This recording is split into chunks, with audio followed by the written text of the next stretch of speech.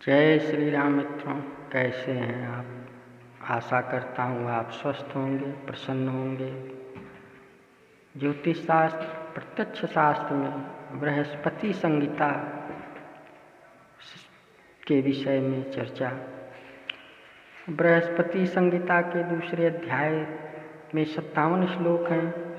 यहाँ अश्व, गज तथा स्वर्ण आदि धातुओं के पात्रों के संग्रह का मुहूर्त बताया गया है तथा आभूषण के क्रय विक्रय के शुभ ग्रह योग भी बताए गए हैं।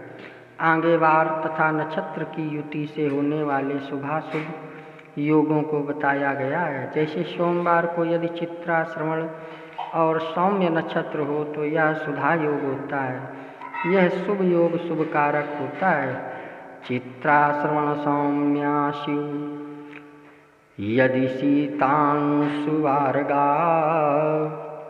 एते चापि सुधा योगा सर्वशोभन शोभना। तीसरे अध्याय में बृहस्पति जी ने ब्रह्मा जी के द्वारा बताए गए तिथि, करण, राशि, अंश, लग्न तथा गृह योग से होने वाले अशुभ योगों का विस्तार से निरूपण किया है। साथ ही यह भी बताया है कि गुरु तथा शुक्र के अस्त होने पर विवाह तथा चूड़ाकरण, उपनयन नहीं करना चाहिए। ऐसा करने से नारी को वैधव्य प्राप्त होता है और शिशु का अनिष्ट होता है तथा बटु की मृत्यु की आशंका रहती है।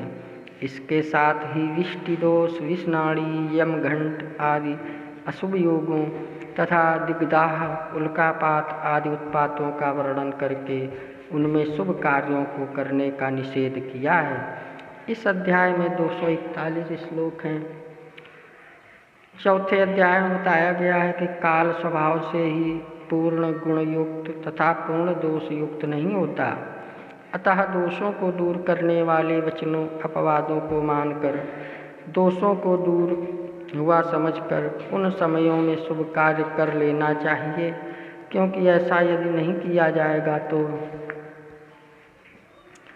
अर्थात सभी कार्यों के लिए शुभ मुहूर्त ही खोजा जाएगा, तो सभी कार्यों के लिए निर्दिष्ट समय कहाँ मिल पाएगा और कई आवश्यक एवं शुभ कार्य भी मुहूर्त न मिलने के कारण पूर्ण होने से रह जाएंगे।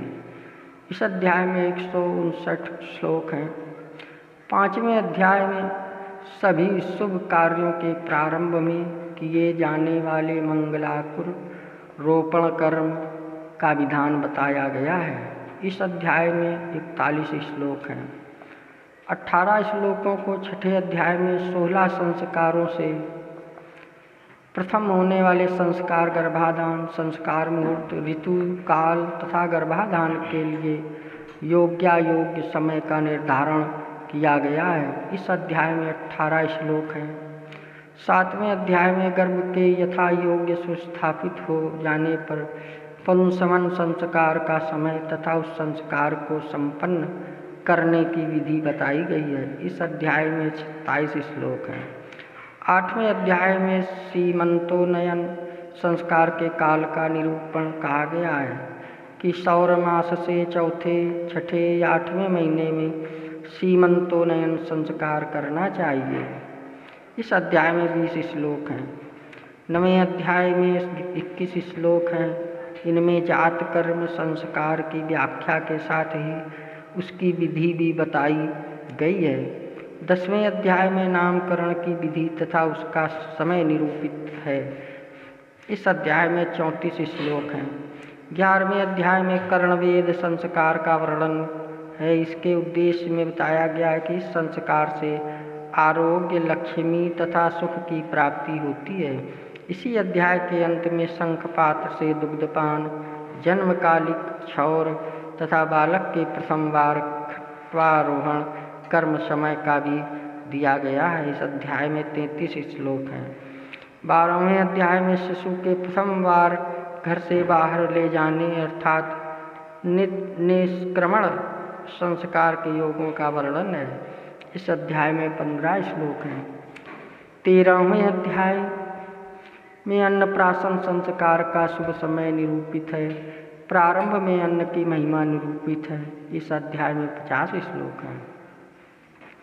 14वें अध्याय में चूड़ाकर्म संस्कार का निरूपण है और चूड़ाकर्म संस्कार कब किन शुभ योगों में निषिद्ध समयों का परिहार करके करना चाहिए, इसका विस्तार से वर्णन है।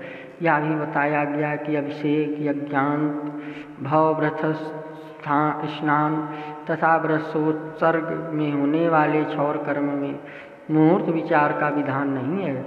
इस अध्याय में 97 श्लोक हैं। ये था ज्योतिष शास्त्र और प्रत्यक्ष शास्त्र। अगर आप हमारे चैनल में नए आए हो तो सब्सक्राइब करें, लाइक करें, शेयर करें। जय श्री राम।